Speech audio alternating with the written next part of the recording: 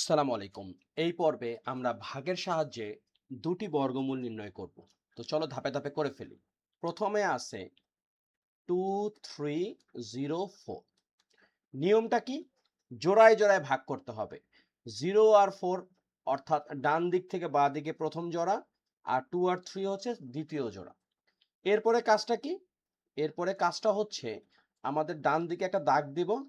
এরপর প্রথম যে জোড়াটা আছে অর্থাৎ 23, এই জোড়ার সবচেয়ে নিকটস্থ পূর্ণবর্গ সংখ্যা বের করব।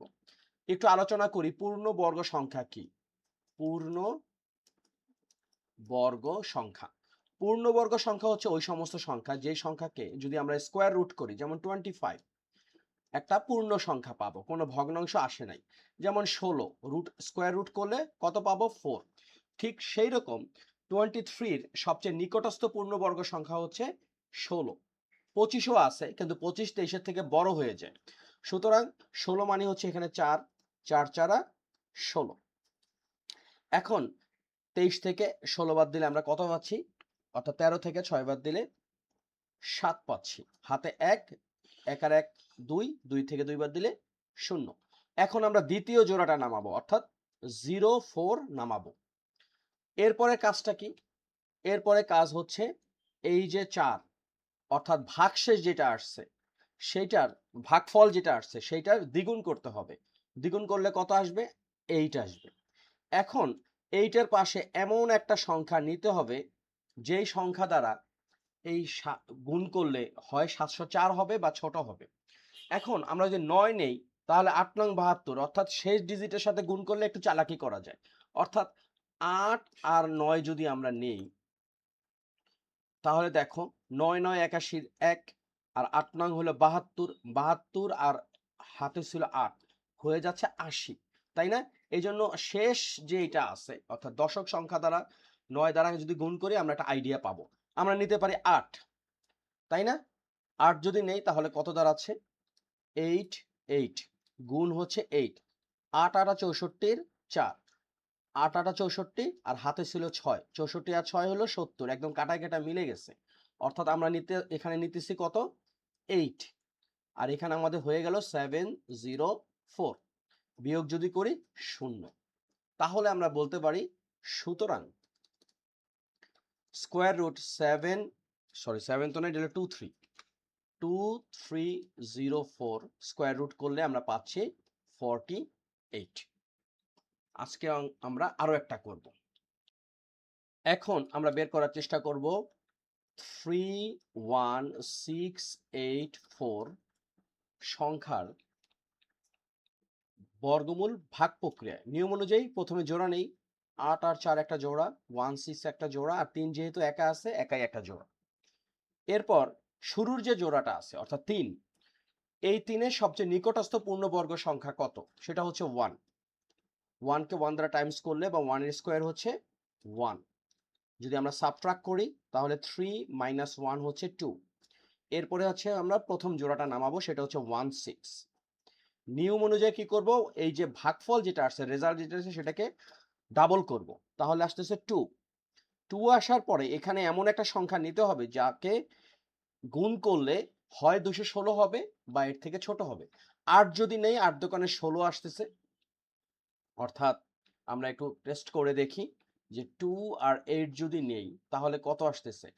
8 8 আর 64 4, 8 দোকানে 16 আর 6 হচ্ছে 22, বেশি হয়ে যায়। তার মানে আমরা 7 নিতে পারি। 7 যদি নেই, 2 আর 7 যদি আমরা গুণ করি তাহলে কত আসতেছে? 7 7 49, 9, হাতে 4, 7 দোকানে 14 আর 4 18, অর্থাৎ আমরা 7 যদি নেই এখানে হবে 7, এখানে হবে 1 8 9। ওকে, এখন আমরা আবার নিয়ম অনুযায়ী বিয়োগ করি। 16 থেকে 9 বাদ দিলে আসতেছে কত? 7। তারপরে হাতে 1 9, 11 থেকে 9 বাদ দিলে 2, হাতে 1 1 আর 1 আউট। এরপর আমরা এই দ্বিতীয় জোড়াটা নামাবো, সেটা কত? 84। আর নিয়ম অনুযায়ী এই 17কে দ্বিগুণ করব, তাহলে কত আসবে? 34। এখন এখানে একটা সংখ্যা নিতে হবে যেই সংখ্যা দ্বারা আমরা যদি গুণ করি হয় 2784 হবে অথবা এর ছোট হবে। তাহলে আমরা একটা জিনিস দেখতে পারি যে এখানে আছে 4, শেষে 4 আসে এমন স্কোয়ার কোনটা? একটা হচ্ছে 4কে আমরা যদি হিসাব করি যে 2 কে স্কোয়ার করলে আসতেছে 4, আবার 8 কে স্কোয়ার করলে আসে 8 8 64, শেষে 4 আসতেছে। অর্থাৎ আমরা 8 নিয়ে দেখি, তাই না? আমরা যদি 8 নেই তাহলে যেটা পাচ্ছি সেটা হলো এই হলো আমাদের 3 4 8, আমরা গুণ করব 8 দ্বারা। 8 8 64, 4 4 8 32 আর 6 38 আর 8, হাতে 3 3 8 24 আর 3 27, একদম কাটায় কাটায় মিলে গেল। অর্থাৎ আমরা এখানে নিলাম 8, এখানে হলো 8, 2 7 8 4, বিয়োগ করলাম 0। সুতরাং 31684, সো root over 31684 এর স্কোয়ার রুট হবে হচ্ছে 178। এই অঙ্কটাতে কারো কোনো প্রশ্ন থাকলে প্লিজ কমেন্ট সেকশনে জানাও।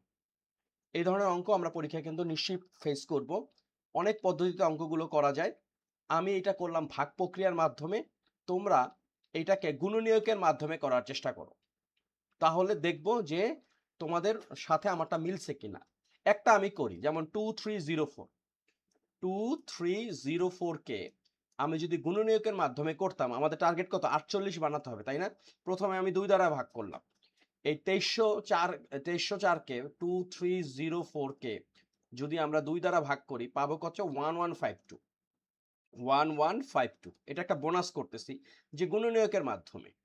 এখন একে আবার যদি 2 দ্বারা ভাগ করি কত পাবো? 576। 2 দ্বারা ভাগ করলে 576। এখন যেহেতু জোড় সংখ্যা, আবারও কিন্তু আমরা 2 দ্বারা ভাগ করতে পারি। 2 দ্বারা ভাগ করলে কত পাবো? 288। 2, এখানে আসতেছে 288, আবারও জোড় সংখ্যা, সুতরাং আমরা 2 দ্বারা ভাগ করতে পারি। তাহলে 144, আবারও জোড় সংখ্যা 72, তারপর ভাগ করলে 36, তারপরে ভাগ করলে 18, তাই না? এরপরে ভাগ করলে কত? 2 দ্বারা 9, এবং 9 কে ভাগ করা যাবে কত দ্বারা? 3 দ্বারা। তাহলে আমরা এখান থেকে যে জোড়াই নিই, এই একটা জোড়া, এই একটা জোড়া, এই একটা জোড়া, এই একটা জোড়া, এবং 3 আর 3 আরেকটা জোড়া। তাহলে এখান থেকে একটা 2 নিলাম, এখান থেকে একটা 2 নিলাম, এখান থেকে একটা 2, এখান থেকে একটা 2, এখান থেকে একটা 3।